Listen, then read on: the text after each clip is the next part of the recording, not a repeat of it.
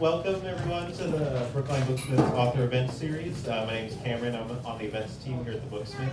And tonight it's my pleasure to introduce our two wonderful guests. Tonight's moderator is Miriam Wasser. Miriam is a senior reporter with WBUR's Climate and Environment team.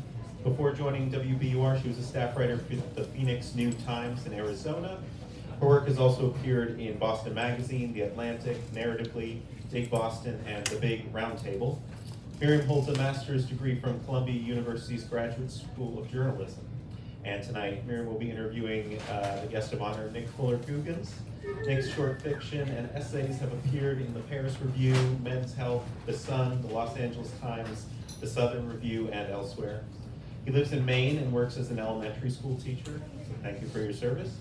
He's a member of the Maine Writers and Publishers Alliance, as well as the National Education Association, the largest labor union in the United States. A Great Transition, which we're here to celebrate tonight, is his first novel. For fans of Station 11 and the Ministry of the Future, this richly imaginative, immersive, and profound novel is the electrifying story of a family in crisis that unfolds against the backdrop of our near future. Emmy Vargas, whose parents helped save the world, is tired of being told how lucky she is to have been born after the climate crisis. But following the public assassination of a dozen climate criminals, Emmy's mother, Christina, disappears as a possible suspect, and Emmy's illusions of utopia are shattered. A determined Emmy and her father, Larch, journey from their home in Greenland to New York City, now a lightly populated storm surge outpost built from the ruins of the former metropolis. But they aren't the only ones looking for Christina. 30 years earlier, Larch first came to New York with a team of volunteers to save the city from rising waters and torrential storms. Christina was on the front lines of a different battle, fighting massive wildfires that ravaged the western United States. They became part of a movement that changed the world, the Great Transition, forging a new society and finding each other in the process. Alternating between Emmy's desperate search for her mother and a meticulously rendered, heart-stopping account of her parents' experiences during the Great Transition, this novel beautifully shows how our actions today determine our fate tomorrow. The Great Transition has been hailed by reviewers as a triumphant debut and a breathtaking rendering of our near future. Author Alice Elliott Dark has called the novel a profound work of great wisdom, and author Matt Bell writes, "Every worthwhile novel sets out to change its reader. This one sets out to change the world, and I hope it does." So without further ado, please join me in welcoming Miriam Wasser and Nick Fuller Googins.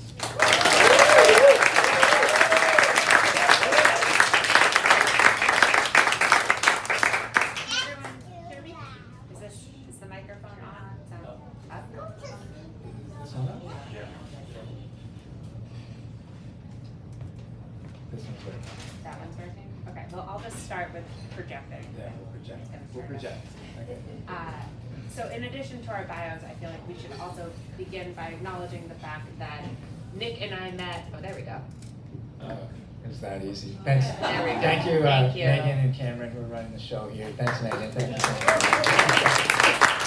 We're not tech people. So Nick and I met 13 years ago when we were both budding writers and took a creative nonfiction class together at Grub Street. So it is truly an honor to be here tonight talking to you about your first novel. True. Congratulations. Yes. Thank you, Miriam. And yeah, just I live up in Maine now, and for anyone in the area who is even the least bit interested in writing or learning anything about writing, Grub Street is such an amazing institution. That's where I took my very first fiction class, where I was so scared to walk in. And so I have so much gratitude for Grub Street. And just as a quick aside story, Miriam and I sometimes would meet for coffee beforehand, and once we solved a mystery. This will be a really quick mystery.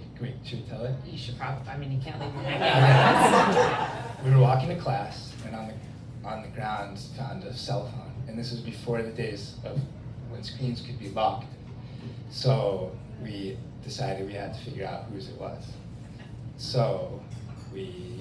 There's a flip phone, right? So we just opened it up, and it could have been anyone's, right? But I think we started going through the most recent call log. We decided that that would be the most obvious place to start. I feel like you remember this portion of it a little bit. Yeah.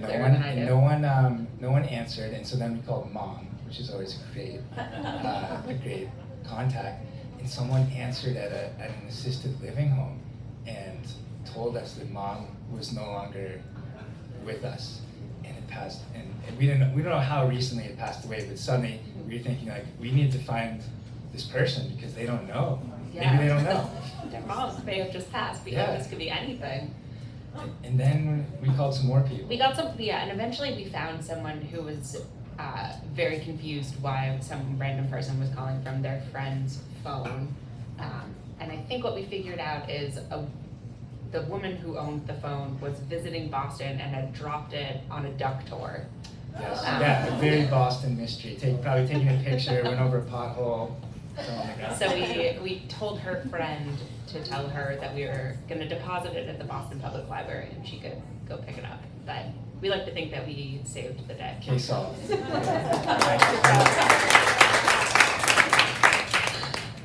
Anyway. So I want to apologize in advance. I forgot to print out my question, so I will rudely be reading from my phone this evening, but bear with me.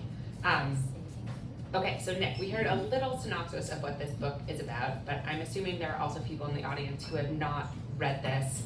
Without giving any spoilers, can you tell us a little bit about what this book is about? Sure, yeah, I'd be happy to. And I'm someone who, if I'm going to see a movie, I never want to see a trailer. And sometimes if I buy a new book, I'll actually put tape over this so I don't actually see what it's about. So Wow, I really... I'm the opposite. Okay, yeah. So I'm very spoiler kind of sensitive here. So I think what's important to know about this book is that it takes place in the near future. And the book opens in a utopia, a post-climate crisis utopia, where humanity is rallied to save the planet, which I think of as the best worst-case scenario. What is the best we could do based on the trajectory that we're heading out now? And so we open in Greenland, in Nuuk, which is a utopian, worker-owned, worker-controlled city, environmentally, economically, socially, a place I think anyone would be happy to call home. And we meet 15-year-old Emmy Vargas, who grew up after the transition, so after this war for the planet was fought. And like probably all of us at age 15 is a little angsty, going through different anxiety and fights with her parents sometimes. And then something big happens, and her and her father travel to New York City to look for her mom.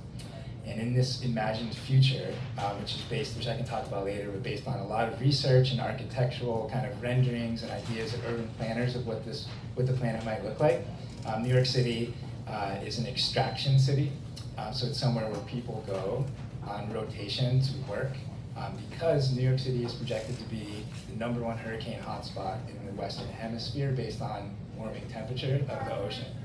So people just go there to work, and Emmy and her father travel there to work to try to find their mom. And then, as Cameron so dramatically put it, they're not the only ones looking for her.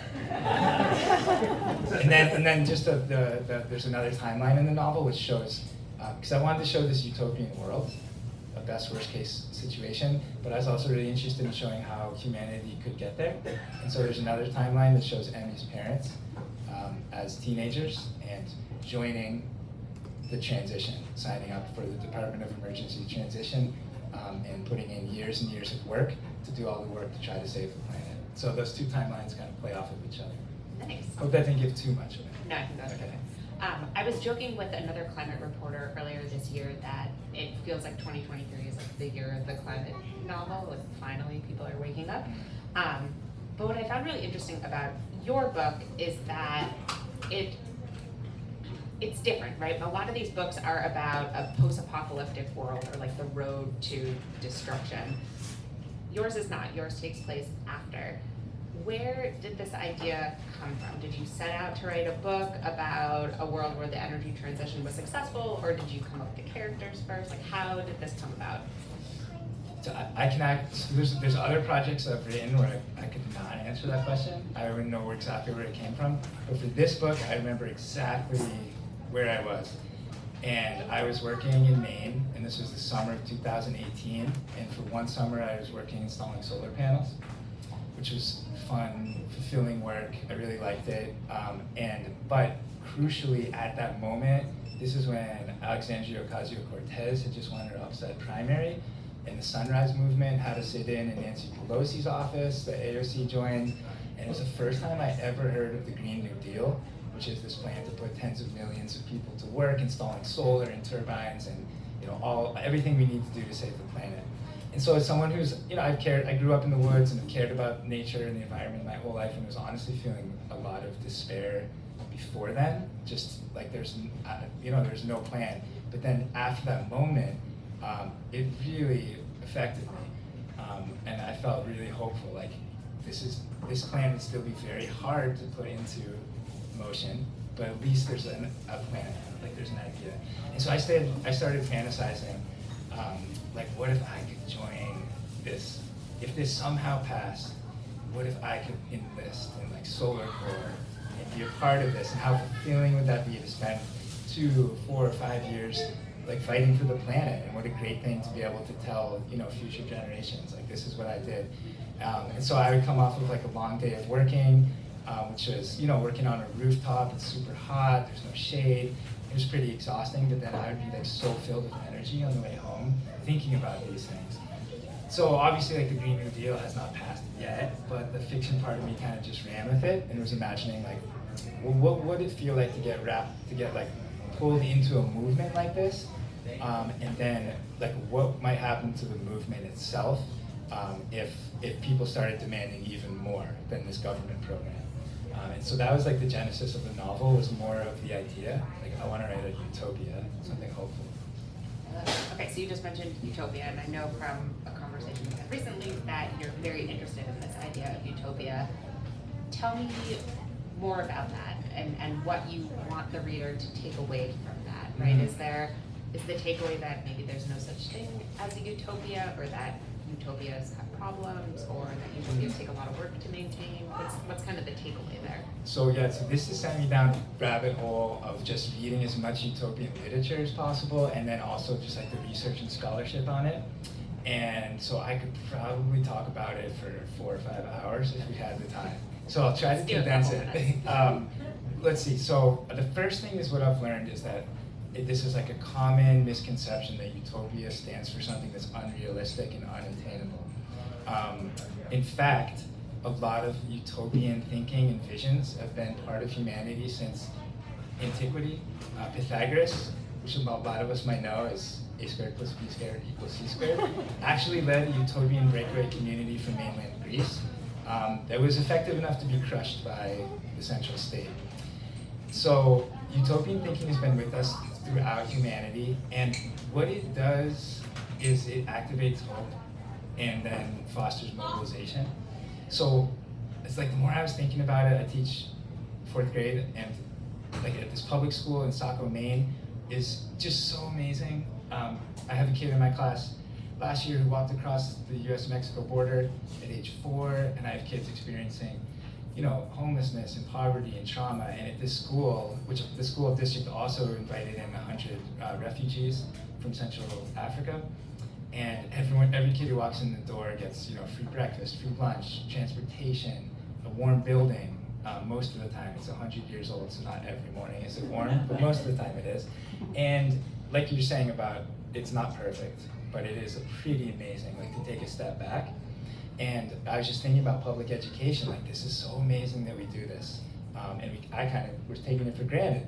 And then I learned that free universal public education was the 10th and final plank of the Communist Manifesto, written in 1848. So at that time, not that long ago, it was considered an insane, utopian, radical idea, and now it's just something we live with. And when I started thinking about the other utopias around us, it was like the public library, which near us has so many services, community radio. I was thinking about like graduate art programs, like I got to go to, funded by the great state of New Jersey. I got to learn how to write for free. And so all these things are utopias that exist around us that people fought for, and it just makes me think like there's no way that like human progress has stopped. So there has to be other utopias that we're working on right now that are just kind of waiting to be born. And so that just fills me with a lot of hope too, as I was writing this. I hope you read it too. Couple times. I want to talk about climate protests and civil disobedience for a minute. So there's some of this in the book, but not a ton. In the world that you created, what role did activism and activists play? Yeah, it's this in this book. The Great Transition comes from originally it's a government program, the Department of Emergency Transition, which is formed in a moment of crisis that I don't want to give away, but through this moment of crisis, this department is formed. A fictionalized version of the Green New Deal is put in place. And then, like a lot of government programs, maybe looks really good on paper, but is not implemented well, that, like a lot of us are familiar with. And it's the same thing is happening with the transition. And so it is pushed by people in it, kind of from the ground up, to become something new. And so there's not any kind of like what we would consider like civil disobedient activism in here. Really at all. We get some backstory of some of the characters in like our time protesting, shutting down, trying to block like oil trains, the kind of things we see now, right? Well, there'll be like people like the Dakota Access Pipeline or people turning off oil valves. But I guess through, I don't know, my research or thinking about it, the fossil fuel economy, it just is so large that individual activism, while I do think is important, like everything matters, we need to be doing everything, I couldn't envision like that movement changing changing the world. And so I just didn't focus on it quite as much. Does that make sense? Interesting, yeah. Although some of the characters, the workers do sort of seize the movement. Yeah, so. It's a different form. Right, so I guess, I guess this is kind of the most of, I haven't really thought about it like this before, which is why these conversations are so great. I was thinking more about, so in this book there's a lot of worker-owned cooperatives, workers seizing corporations and running them themselves. And so I've been thinking like, I'm really proud of my union, which is the teachers union is the largest union in the state of Maine. The National Education Association is the largest union in the country. And I was just thinking a lot about levers of power, and turning off an oil valve, while certainly important, is not a huge lever of power, but labor is an enormous lever of power. And a lot of the things we have now, like Social Security and Medicare, yes, we're signed by FDR, but we're coming amidst like huge pushes by labor for these.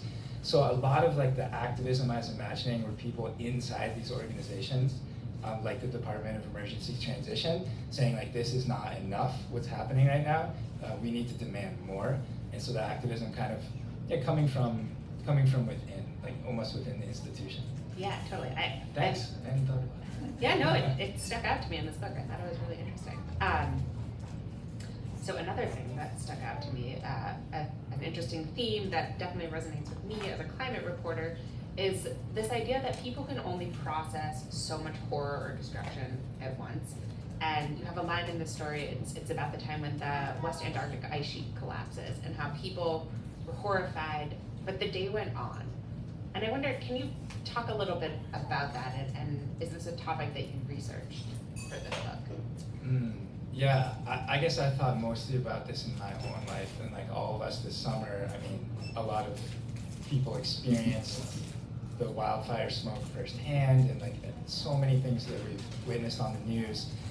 And then life just has to go on, and that's really hard because all of us want to save our one and only planet, but we also have to make sure like the kids are fed and that we're enjoying life. Like that is important, to be comfortable and enjoying life, and we can't deny that. And so I guess like as far as the research into this, I was mostly looking at like the ways that people really rally after a catastrophe in their immediate area. Like when I started writing the book in March of 2020, right? When COVID hit, we were in Los Angeles, and the neighborhood really came out for each other, and we were looking after seniors on the block, making sure that they had food, and mutual aid societies started popping up. So like that is really hopeful when something happens in the immediate, and people really do, I think we are all good at heart and want to help each other and help strangers. And then it's this matter of when something is like so abstract. how do we wrap our heads around that? And I think part of the problem, as I was thinking about it, is like there's no collective project to really join. And if there was something effective, I do think people would be really excited about that. And I thought a lot of the energy that went into the 2020 Bernie campaign was really like fostering that. Like people like, here's a big collective project that might actually be able to do something. And we saw like a lot of young people and people flocking to that.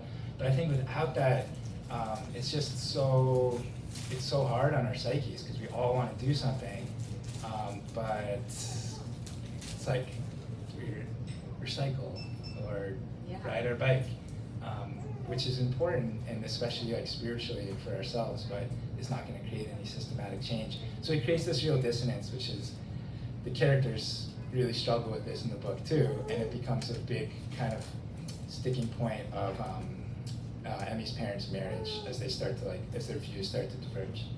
Yeah. Perfect. Okay. Can you go to page 171 and read the passage that we highlighted? All right. So in this. Oh yeah. Do you want to explain some of the? Sorry. Sure. Yeah. Do you want to explain some of the setup of the book? I remember in high school, maybe it was junior year, we had to do a project on the New Deal. And I didn't, I just understood this was an important period in American history, but couldn't really wrap my mind around what it was, but just had to do the assignment. And Emmy in this book is asked to do an assignment for her class in North American history on the Great Transition.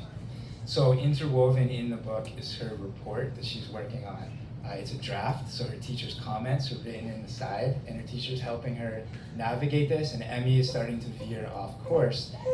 And her teacher, who's a wonderful teacher, and she's very astute and knows what Emmy needs, helps kind of convinces her to interview her mom and to put those transcripts into her report. So this portion of Emmy's report is a transcript with her mother, and this is her mother talking about not her experience in the transition, but her thoughts about it since. And she references the Leadership Council, which is the organizing body in Nuuk, the capital of Greenland, which she just mentions at the front. The Leadership Council trots out veterans who grew up in the refugee camps, and they claim no bitterness. We hear about people from deconstructed towns who lost everything to the crisis and say it was just a big adventure, as if forgiveness is some godly virtue. Forgiveness is not a virtue, it's cowardice, a way to avoid the unpleasantness of justice. People should be outraged. I get chills every time I read that.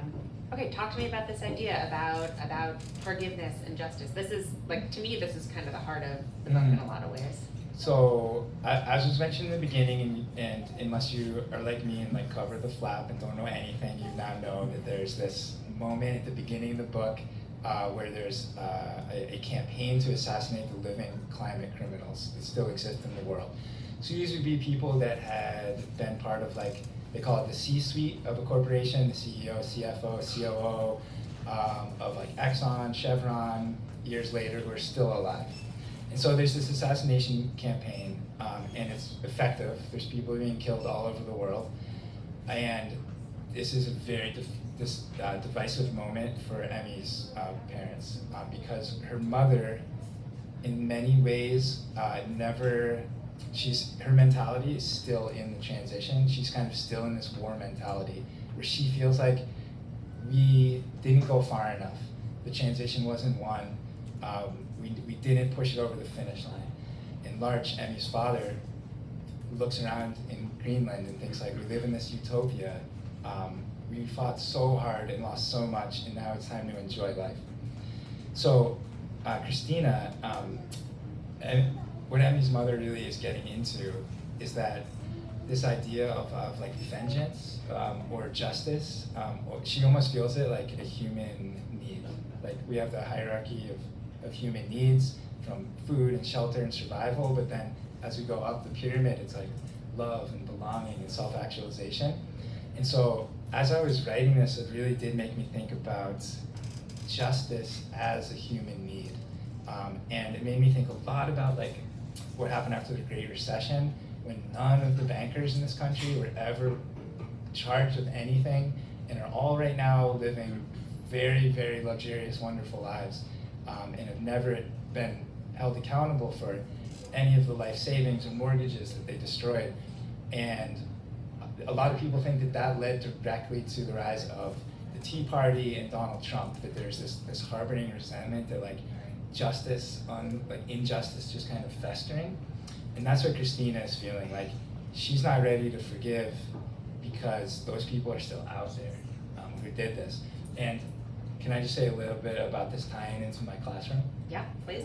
So as I was thinking about like these themes of justice, in my day-to-day teaching life, it's like anyone with children knows very well, like little injustices just flare all the time.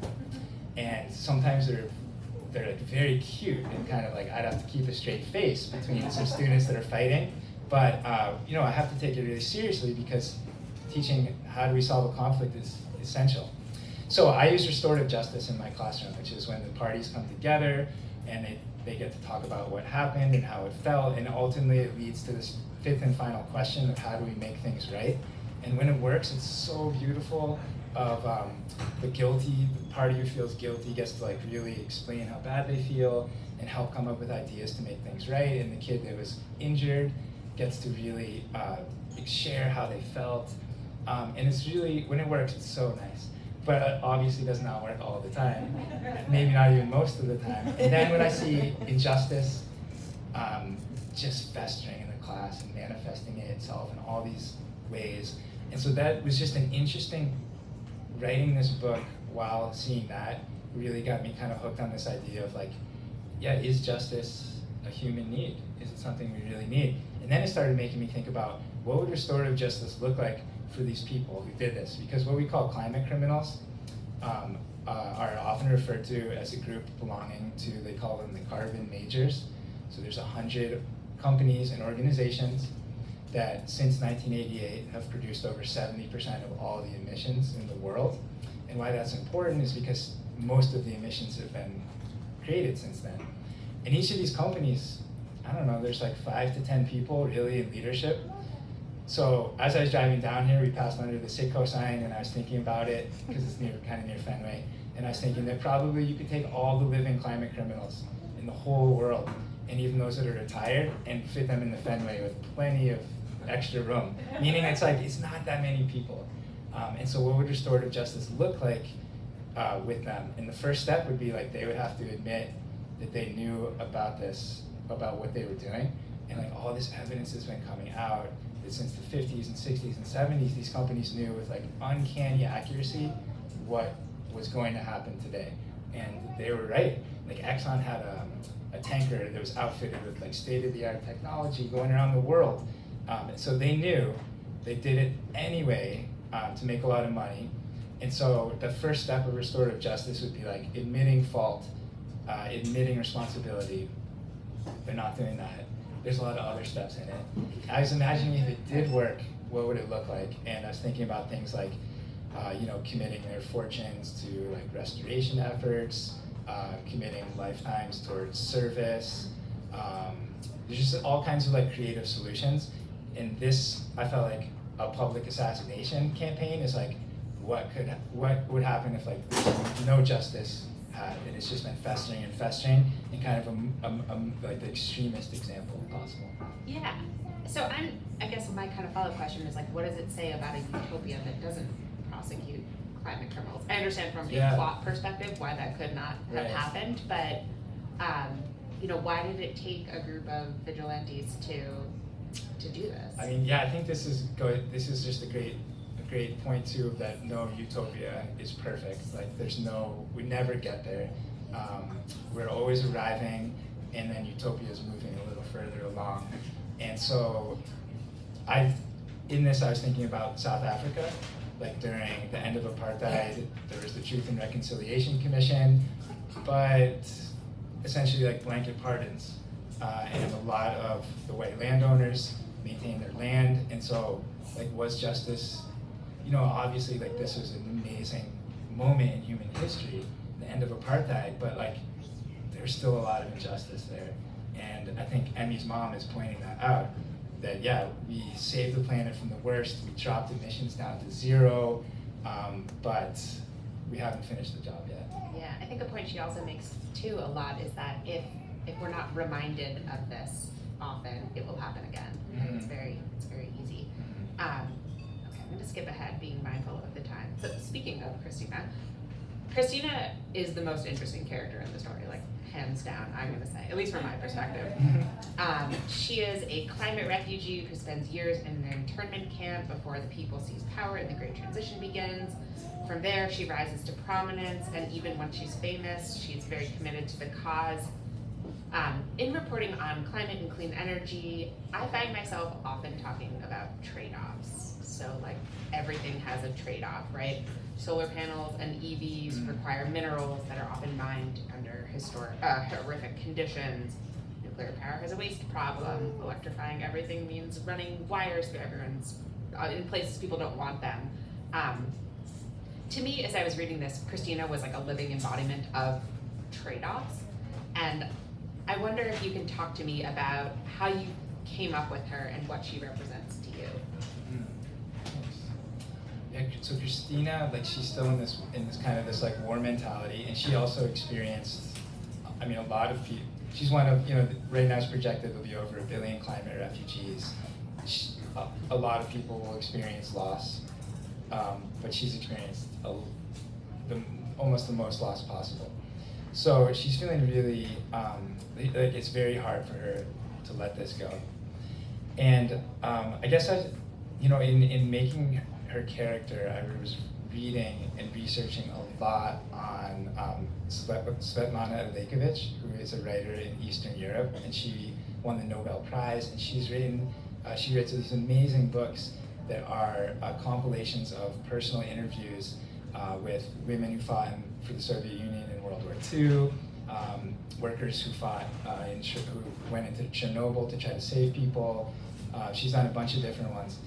And I guess just like what kept coming out of it was this feeling like in a lot of Eastern Europeans who had experienced everything from like First World War to the Russian, like the Revolution, to the Civil War, to purges, to World War II, to Chernobyl, to Afghanistan, and they were like extremely jaded on one hand because they'd seen so much bad happen. But we're also just still so committed to, a lot of them, to like this project of the Soviet Union being like, this is the best way for us to like move forward. And they just believed in it so much. And so it was that like juxtaposition of their own like personal traumas, yet still committed to this project. And then it manifests itself in so many interpersonal ways, like with their children, where they might have had like a greater bond with the movement than their own kids. And so that really led into Christina, who she believes that like this cause is the most important thing. And she wants her daughter, like a lot of love that she shows for her daughter is to prepare her for this happening again. And that, I'd say, is the big trade-off, where her daughter does not feel as loved by her. Even though Christina would say like this is how she's trying to show her love the most. Yeah. Well, we won't spoil the ending, but there's a big trade-off at the ending too. Okay, I'm gonna ask one more question, and then I'm gonna open it up for audience questions. Can we talk about? Actually, no. I'll ask you this. So, we won't talk about the ending. I want to know more about your research process for this book. So you have these like incredibly vivid scenes of fighting wildfires, and like really interesting descriptions of lesser known renewable energies like tidal power. How did you go about researching this? Who did you consult? Like what was your process like? So I read a lot. I probably read and did research for maybe 5 or 6 months before writing a single word. And so what I really like to do for researching novels is to read memoirs. I found that being really helpful. So on wildfires, I read a lot of memoirs of firefighters, and then also a really good book on a wildfire that swept through Maine in 1940 something. It was just extremely detailed, and so and it's so fun too. Like any writers know, like going down these research rabbit holes, you could just do it forever. Like I read so many books on sea level rise, so many books, there's so many articles on this different technology. Like right now, my Google News feed is, the algorithm has decided I only want to know about battery technology, and it's like gotten to the point where I can't understand the physics of what they're talking about, but it seems like we're moving in a good direction. And then I did that. So that was like a lot of the technological research, where I would choose like one topic and just go down, get a bunch of books on it, and then I read a bunch of kind of like survey books on the climate crisis, so The Uninhabitable Earth.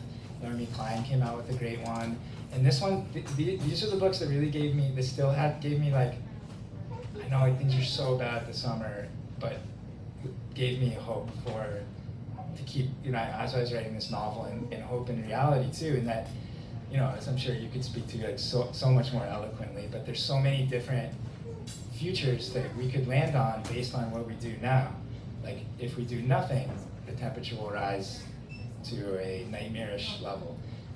What we're doing right now, in my opinion, is this kind of like incremental market-based approach that looks better than it actually is. And this, you hear about like the 1.5 degree threshold, which a lot of scientists think we're gonna blow past now. Like no countries have reached their, no like big emitters have reached their Paris Climate Accords. Last year was the largest carbon emissions in history. So we're not moving in a good direction with this, but we have all the technology, all the financial resources, all the manpower to implement a real plan like the Green New Deal, and there's still time, which is like, that was the big thing for me, that we actually live right now in this time where a few decades in the future, people will look back at this time like this was a really vital time.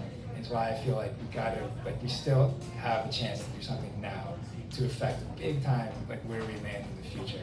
So those books were really helpful, kind of thinking about like big picture. And then lastly, just because this is a fun thing that happens with writing, and I bet happens with your reporting too, like, or probably any art form, but once you start focusing on one topic, it's like the world just starts feeding you information. Like I remember we met for coffee once, and you were telling me about one of your stories, and then this is probably an annoying thing that happens, but someone chimed in. Oh, I love Someone had overheard at the next table and was like, well, actually, blah, blah, blah. Yeah, it was a story about competitive electric suppliers, and he was like, I'd like to ask you about what these emails that I get sometimes. So I feel like the world just sends me stuff when I'm really focused on one topic, and for this one, like a big key turns when I was at my brother's apartment, and he went to urban planning school. And I don't know what, I was just waiting for him and leafing through something he got in the mail from his school, and in the back was a book review by this very obscure architectural firm that had published a book called Dystopia Utopia 2100, and it was all about like architectural renderings of what the world might look like in different cities, and that's what started making me think about Nuuk, Greenland, as a place for this mega city, because they talked about it perched on these cliffs, and this idea of extraction cities, and like what would New York City look like with huge sea level rise and hurricanes coming in and tidal turbines and those batteries being shipped out all over the world. And so that really, I felt like that one book really unlocked kind of a lot of the like technology that I've been wondering about. That's so fascinating, you just like happened upon it. What year does this take place in? This is something that I was trying to piece together as I was going through, and I know we don't specify that it's near future and it's 16 years after zero emissions, but in your head, you must have had a target year, right? Like you're thinking like this is where the sea level is going to be. This is. Yeah, yes, I do. It's top secret. Okay. It's top secret information. I really didn't want to get into the years because of technology. Like this is the other thing. I've read realistic fiction mostly. And this is the first science fiction I've written, and it's only science fiction because it's set in the future. But I quickly saw this, like how you can go down this route of just worrying about like, what's the technology going to look like? And so I wanted to be really careful of that, of people being like, well, in 2074, superconductors are going, Yeah, the sea level actually won't be here, but. Yeah, right. So I really wanted to avoid that, but I will say, like I went through like, so when Miriam and I were in our workshop together, the common writer workshop model is you all sit around a table and a couple people bring in pieces, and everyone has thought about it over the last week, and you offer comments, and then you go back and revise. And so I was really used to like the revision process. And then when the book was purchased, it went through another couple of revisions. And by like the original version, Emmy, the 15-year-old girl, was just kind of a background character. And so I based on advice, very good advice, rewrote the whole book to include her.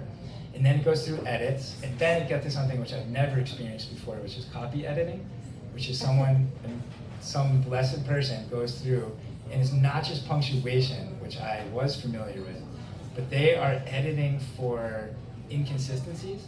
And so they were like, oh, this seems like it's 3 days later, but in the book it's a day and a half. And so I did go back and make an entire timeline that I have somewhere. But I honestly can't remember. But near future, decades in the future. Oh, and the other thing I just have to share that the copywriter did was, and this was the best catch they made, it showed me like the true genius of a copywriter, a good copywriter. In the book, McDonald's still exists, but it's the largest employee-owned cooperative in the world. It's owned by the workers. And so Emmy and some friends go to McDonald's, and in the original version, which made it through many drafts, they get French fries and onion rings. And does anyone know what the problem with that is? I did not know this, thank you. There are no onion rings served at McDonald's. So the copywriter, being generous, said, I know this is in the future and it's in but, so we changed that to nuggets. So a good fact checker will find that stuff too. Yeah, bless their hearts. Okay, I want to open it up for questions. Who has questions? Sure. You mentioned like battery technology earlier, but I'm curious, what's your perspective on the largest barrier to achieving a utopia like this? Is it some kind of science and technology progress, or a lack of political and social will? Do you want me to repeat the questions? Can everyone hear it? Okay, so the question was, from your perspective, Nick, what is the largest barrier to achieving this sort of clean energy utopia? Is it political will or is it technology?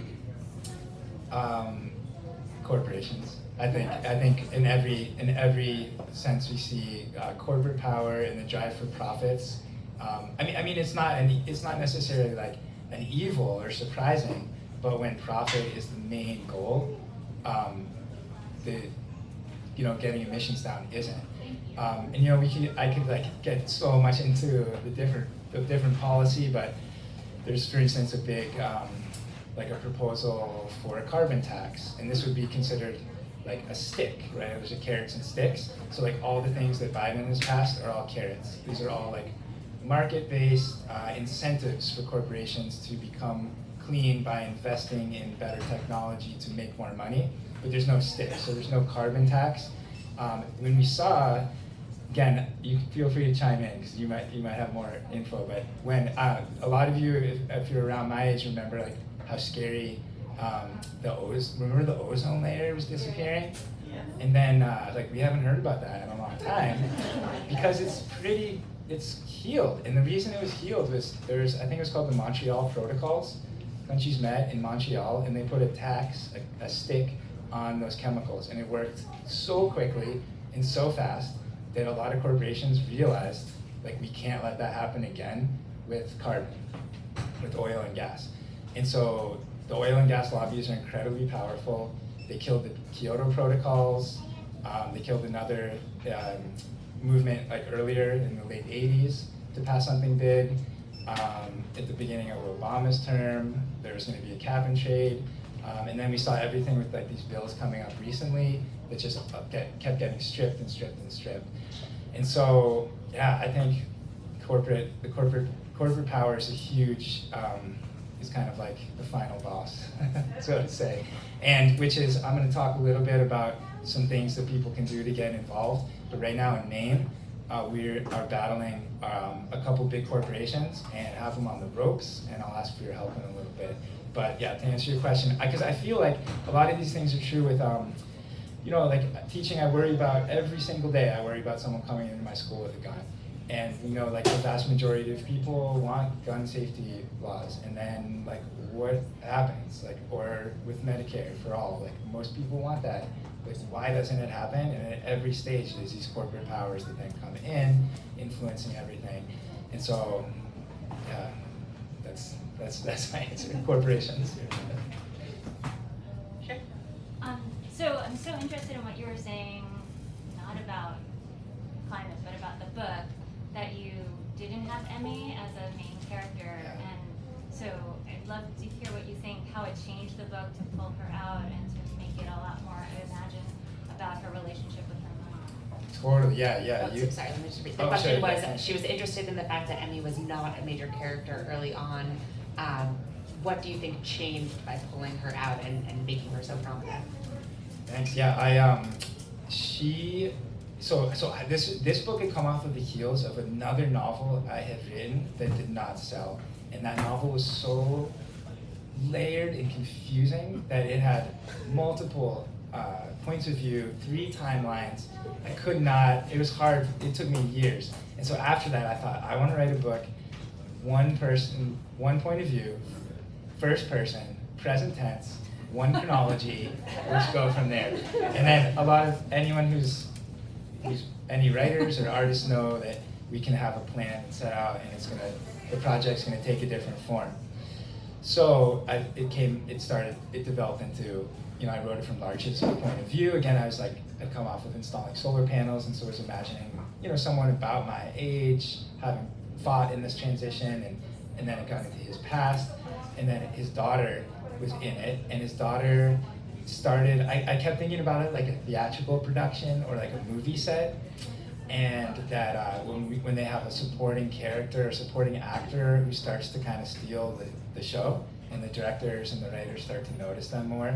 And again, I said this before, but I don't know if this is true. I should have looked it up, that this happened with Harrison Ford, that he was on the Star Wars set. And this might be just an entertainment rumor. It's true. So he was an extra or something, or he was a crew, and now he's Harrison Ford. So Emmy had a similar trajectory, except the directors and the writers were all of the people who wrote this with me. Because again, as any writers know, like we do a lot of this alone, but we also workshop it with other people. I had so blessed with so many people in my life, from the agent who represents me to another editor who was just excited about this project and wanted to help out. And she helped me for a year, and then her imprint didn't even purchase it. So she had just done all this for free. And so as we kept workshopping it, it was with you could kind of see their comments, like we want to hear a little more of Emmy. And then it got to the point where they said, you need to rewrite this, or you should think about rewriting this. And that took, I think I needed about 24 hours to kind of absorb that, about what, I've been working on this. At least a week, yeah. Yeah, for a year. And then I did it. And I've worked with, I teach 4th grade now, but I've worked with kids from kindergarten through college, and so I've worked with just so many teenagers. I worked briefly in Maine's juvenile state prison with some of the most abused, poverty-stricken, just traumatized kids in the country. And I've also worked with kids in the Pacific Palisades outside Los Angeles, who are like some of the wealthiest kids in the country. And between all of those, like the wealthy kids, some of them were so struck with anxiety they couldn't get out of bed. And then at Long Creek in the prison, there are kids who are just, on any given day are joking around and seem hopeful. And so it was like using kind of all of my experiences with working with so many kids over the years. I think I was able to kind of like infuse that into Emmy's character a little more. And then, as you said, what came out of it was it became, instead of a story of one man, it became a family story, which is, I think, the best kind of story. I mean, something we can all relate to. And it ended up just going full circle. I got a lot of inspiration from a utopia written by Ursula K. Le Guin called The Dispossessed. And that book kind of taught me, like, oh, so the utopia can be set up in the beginning, and then the conflict is that it's under threat. And that book also is a family novel. And so I felt like once I hit that, I was like, okay, I'm coming home to a place that I really respect and know really well. But thank you. this is sort of a segue from onion rings. I was actually talking to your dad yesterday. Oh no. Bear with me. What did I do? And he mentioned that when a person speaks in your book, there are no quotations. And that way you don't have to worry about what was actually said, but you're writing fiction. So why is that relevant at all? Yes. Sure, so, let me just read it. Sorry, Yep, thank you. nope, Miriam, it was you a- be this moderator. Thank you so much. It was a stylistic question about why dialogue in this book does not have quotation marks. What was that choice Sure. about? So I'm by far not, many writers have done this. So I wasn't inventing something from scratch. But this came out of writing from, like, once I had this idea, I wanted to write a climate crisis utopia, and I had the idea of this guy from Maine who had lost everything. Then it becomes very character driven, and I'm just writing pages kind of from the mind of this character to kind of develop them. And as I was writing the character that became Larch, this character is speaking very kind of like stream of consciousness, very little punctuation in the way he spoke. And so there's also a lot less commas when Larch is speaking, which was also a nightmare for the copy editor. It was very difficult. And then the quotation marks, I started to think about it like watching theater, in the difference between watching actors speak their lines versus if you saw them looking at their lines, like on a piece of paper. I started to get really thinking that like the quotation marks were taking me out of the world, reminding me that it is an artificial, fictional creation. And once that idea had kind of planted in my head, I couldn't shake it. And it was definitely a conversation with the editorial team, but they were never against it, because again, it's like not the first time it's been done by a long shot. Yeah, so that stuck with it by the end. Thanks, Tom. Sure. What's your definition of utopia? What is your definition of Wrong. utopia? What is your definition of utopia throughout all of this? I think, so I want to think about utopia. I think a lot about dystopia, because that's what a lot of us are so much more accustomed to. A lot of us, there's so many dystopian films that we've seen, and a lot of us growing up are fed a diet of dystopian literature in school. It's part of the required reading. 1984, Animal Farm, Brave New World, The Giver, Lord of the Flies. Like, we're so used to dystopia. And I heard research on dystopia talking about that dystopia weaponizes despair to immobilize us. And so I think about utopia as the opposite, as a kind of like a weaponizing of hope. So it's like an action. I guess I think about it as a verb. It's like something that we are moving towards all the time and we have to work on. And it's like a cognitive muscle that we have to practice hoping. I'd heard another really interesting idea about hope as the opposite of memory. That memory sets us in the past. Like, memory is, if we have a good memory, we can set ourselves in the past. And this author talking about hope as the opposite of that is something that can set us in the future, if we can imagine what that future might be like. But it's something we have to practice and like work out like any muscle. And that's what I think about utopia. Like, not an end state, but almost like a spectrum of arrival. I like that, of hope as a cognitive muscle. Sure. Long-time fan. Same. Is there any part of this where your editorial team said, Nick, you have to change this, and you said, no, I gotta keep this, and really had to, sort of put your foot down, you're gonna keep this thing on the change and anything like that? Yeah, so the question was at any point in this process, did your editorial team say you need to change something, and you put your foot down and said, absolutely no? I feel like I had heard a lot of stories about writers, maybe like Cormac McCarthy, or Richard Caro, who will, fight for every comma. And I found that 98% of the advice that I've gotten from agents and editors at this level, I feel so blessed. And sometimes I feel like on the book cover, it should be like at the end of the movie when the credits roll, and that they should all be listed there.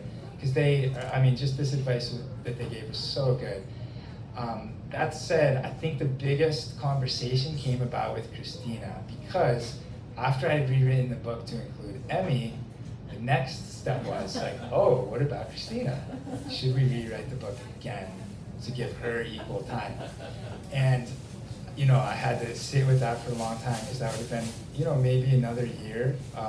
But I pushed back on that, not out of, maybe a little out of laziness, not wanting to do that again, but really, Christina, I think we get a sense from the introduction, right, that her family's not the only ones looking for her. She's involved in something else, and something bigger than her family, and volunteering for community hours and running for leadership council.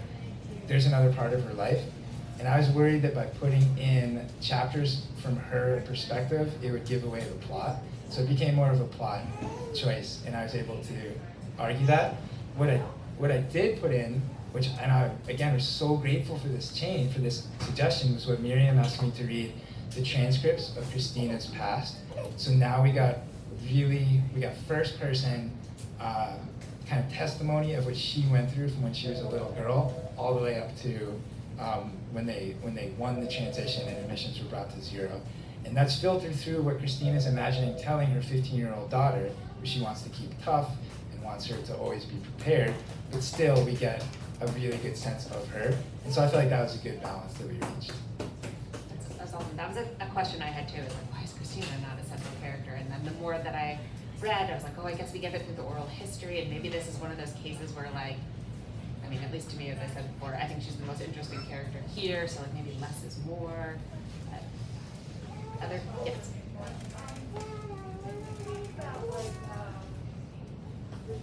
Corporations and the profit motive being one of the main things working against this world. I talked to all everything you can say about that has been manipulated by these corporations and people seeking profit, so that their very sense of their identity becomes dissolved and wanting to work against.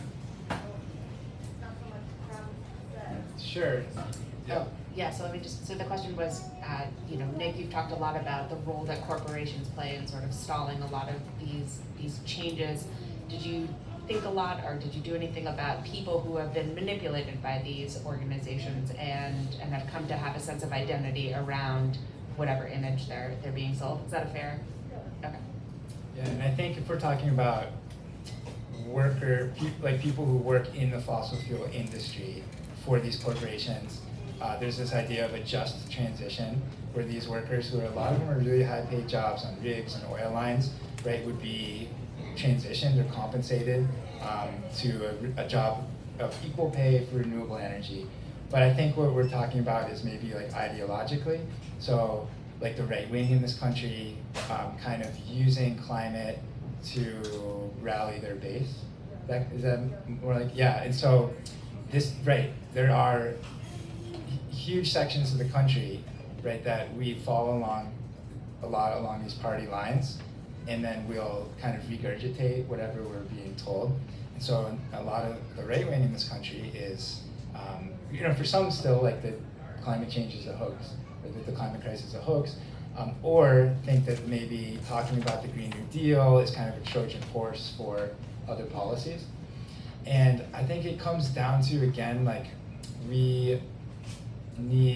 I do believe if there was a big collective project that is broken out of this two-party system, that people from all walks of life will rally towards that. And I'm not going to talk anymore about the 2020 Bernie campaign, but I did volunteer for it and worked briefly for it, and I saw that firsthand. Is that I was working in New Hampshire, and you see a lot of conservative, libertarian-leaning people leaning towards Bernie because he represented something different. And so I do think the possibility is really there, and that people, I think it comes down to, I do think people want to do the right thing, and are good at heart. And so I just think we need like something new. And so, did we get a sign to move on? I'm allowed to ask one more question, Oh, okay. I believe. Okay, But all actually, right. No, maybe, no, I'll save it for later. Okay, good deal. Yeah. Okay. One more question, so raise your hand super high, okay. The book ends almost at a point where the journey is just beginning and like not giving anything away for any. So do you have plans to, or would you be open to a sequel or continuing the story in the future? So the question was. Oh, sorry, the question was, I can't remember. You're so much better at this than me. the question was, the book ends at a place that also feels like a beginning. You know, we can only imagine what's next for Emmy. Do you have any plans to write a sequel, or would you be open to that? Yeah, that's definitely come up in editorial conversations, and I'd definitely be open to it. And it's also come up in, the book has been picked up a little bit of interest in the TV and film worlds. So I've had a few discussions with different studios, which has been really exciting and really funny, because my literary agent warned me right before my first one. She said, "Get ready, they're gonna name drop a lot," and it was almost comical where they'd be like, "Oh, like yeah, we could see Brad Pitt doing this. Like, we know that, we have his number. That's an easy call. Steven Spielberg, that's an easy call." And they just go through it. They love it, and then I never hear from them again. So this has happened a few times, but in some of those conversations, they've been talking about extending it, which is really exciting to think about. Like there's shows like The Leftovers, and even Station 11 a little bit, where the TV writers took things in a different direction and went well beyond the first novel. And so I think that would be so exciting. And yeah, I would love to. I have the first proposal I ever made for this. I'd written 50 pages, and this was the editor who was working with me just for free, because she was just so sweet and believed in the project. She said, if we send my publisher 50 pages plus a synopsis of the rest of the book, I think maybe we'll have a chance. So I'd write a synopsis of the rest of the book, and if I go back to that synopsis right now, it would be probably 4 books. Like, it was so over ambitious for one novel. So yeah, it's out there. I've been thinking about it for sure. Thanks. All right, I'll have to ask you after about whether Emmy does a certain thing. But okay, I want to give you time to wrap up with your final comments and your advice for people who are feeling motivated and want to get involved. So sometimes after reading about climate fiction, or just after the summer, again, you might want to do something, and I encourage you to, because again, we live in this slice of human history right now where there is still time to have big changes. The really bad things have not happened yet, which is the collapse of the ice sheets, and the methane release from the ocean, and the melting of the permafrost. Like, that hasn't happened yet, and that's huge. So there's some big things we can do. And the first one, I keep thinking about like status quo bias, where sometimes it's scary to do something new because it could be worse than what we have now, so we fall back on the status quo. So the next time something arises, and it will, because humans are creative and hopeful, and utopia is an ongoing project, the next time something big bubbles up for a big change, like, it's scary, but we just have to embrace it, because the status quo is not working right now. So that's kind of like the first big meta thing, just, it's, voting, talking about something, just going, we gotta like swing for the fences now. And then the second thing is that there's lots of great groups that people can get involved in. There's some people here from Extinction Rebellion Boston. Woo! Yes. Extinction Rebellion, can I point you all out? Okay, so right here, if they are so organized here. I live up in Maine, and we're trying to get something going. They're way more organized. Do you have some materials too? All right, so they are organized, and I'll also say fun. Like, you all do a lot of civil disobedience and important work, but it also looks like you all have fun doing it. So you can talk to them. If you are on the senior side of things, you can get involved in a group called Third Act, which is fighting right now to take money out of banks that are funding the fossil fuel crisis. And the big ask I have of you all right now is to help us in Maine.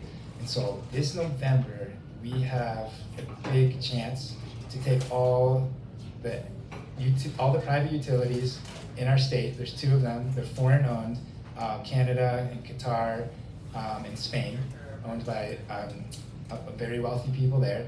And we have the chance this November to replace them with a publicly owned utility, which sounds, thank you, maybe sounds like a little wonky or a little boring, but the thing is why this is so important is because right now, the last I looked, there were 6 communities in the country that had 100% renewable energy, and what they all have in common is that they are publicly owned. And again, it's not a surprise because when profit is the main goal, renewable energy is not. So this would be a huge win for us in Maine, but more importantly, it would send a huge signal across the country, and people are calling it the most important climate election of the year. If we can win in Maine, it could happen elsewhere, any other state.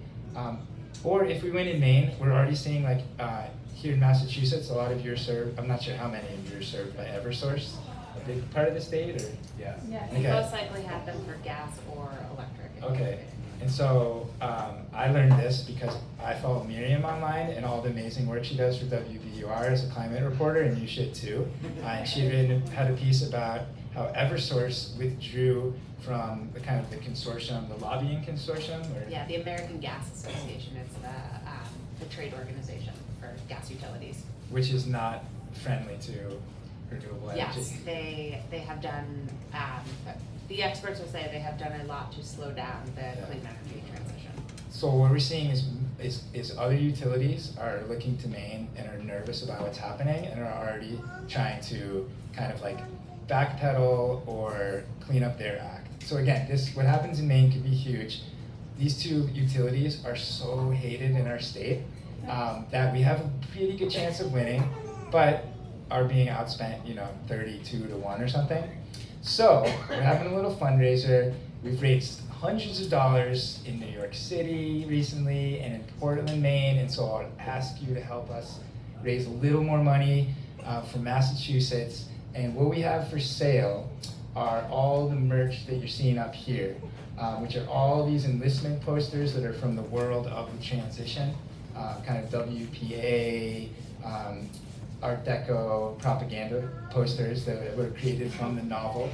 And then we also have, which you're going to hear in a little bit, we have a card with Emmy's playlist, because we didn't get a chance to talk about Emmy's musical taste, but Emmy loves music, and she loves the oldies, like Taylor Swift and Beyonce and Prince. And so we have, it's an hour-long DJ set that has been all kind of mixed and mashed together, and you're going to hear it in a second, and that's available too. And so any donation that you can make would be really appreciated, because it's part of the real transition that's happening right now. And with that, I think time's ticking along. We should probably move it along. So we're going to, I'm going to sign books here, and I want to do something that the great author Gabrielle Zevin taught me in a reading, and everyone who came and signed, anyone who she signed their book, they signed hers too.